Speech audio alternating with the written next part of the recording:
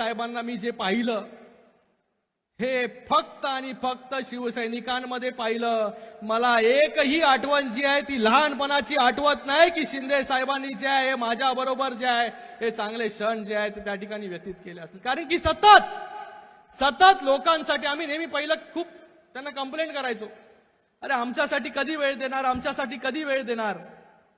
त्या प्रश्नाचं उत्तर जे आहे ते त्यांच्याकडे कधी नसायचं.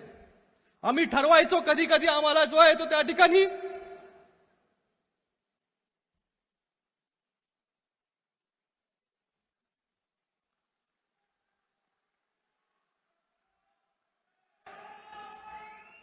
मला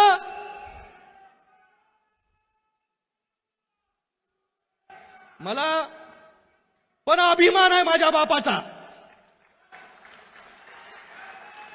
की ज्या बापानी जे आहे या सर्व शिवसैनिकांना जे आहे ते आपलं कुटुंब त्या ठिकाणी मांडलं. म्हणून आज साधारण शिवसैनिक जो आहे तो या महाराष्ट्राचा मुख्यमंत्री होऊ शकला. श्रीकांतचं भाषण समोरून ऐकलं तेव्हा मला कळलं की एक बाप म्हणून, माझ्या आईवडिलांचा मुलगा म्हणून, एक नवरा म्हणून मी अपयशी ठरलो. ही खंत आतापर्यंत मला वाटत नव्हती, कारण मला काल श्रीकांतनी माझे डोळे उघडले. कारण त्याला जे आलेले अनुभव, तो शाळेत कुठे जातो, तिथून तो मेडिकलमध्ये कधी गेला, MBBS कधी झाला. एकदा मी तो बोलायला पाहिजे होतं त्यांनी, एकदा मी गेलो होतो त्याच्या DY पाटील मध्ये, MBBS झाला, MS पहिलं वर्ष पूर्ण केलं.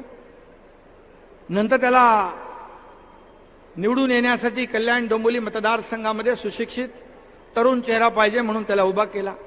त्याच्यानंतर त्यांनी फायनल इयर MS त्यांनी त्याच्यानंतर केला. खासदार अगोदर झाला, नंतर ऑर्थोपेडिक सर्जन, शेवटचं वर्ष त्यांनी पूर्ण केलं.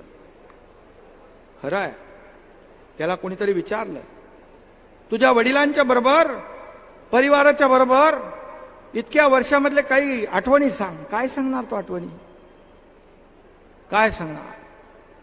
कारण मी जेव्हा जायचो तेव्हा माझे आई वडील, मुलगा हे सगळे झोपलेले असायचे. ते सकाळी शाळेत जायचो तेव्हा मी झोपलेला असायचो. पिता पुत्राची, माझ्या वडिलांची, आईची भेट 15-15 दिवस, एक महिना होत नव्हती. आणि त्यांनी कालच्या भाषणामुळे तो बोलून गेला, तो वस्तुस्थिती बोलून गेला, त्याच्या मनातलं बोलून गेला. आतापर्यंत कधी त्यांनी मला सांगितलं नव्हतं, परंतु त्यांनी देखील तुम्हाला एक परिवार समजला असेल म्हणून त्या परिवाराच्या समोर त्यांनी खंत व्यक्त केली. पण माझ्या बापाचा मला अभिमान आहे असंही म्हणाला तो, त्याचाही मला अभिमान आहे.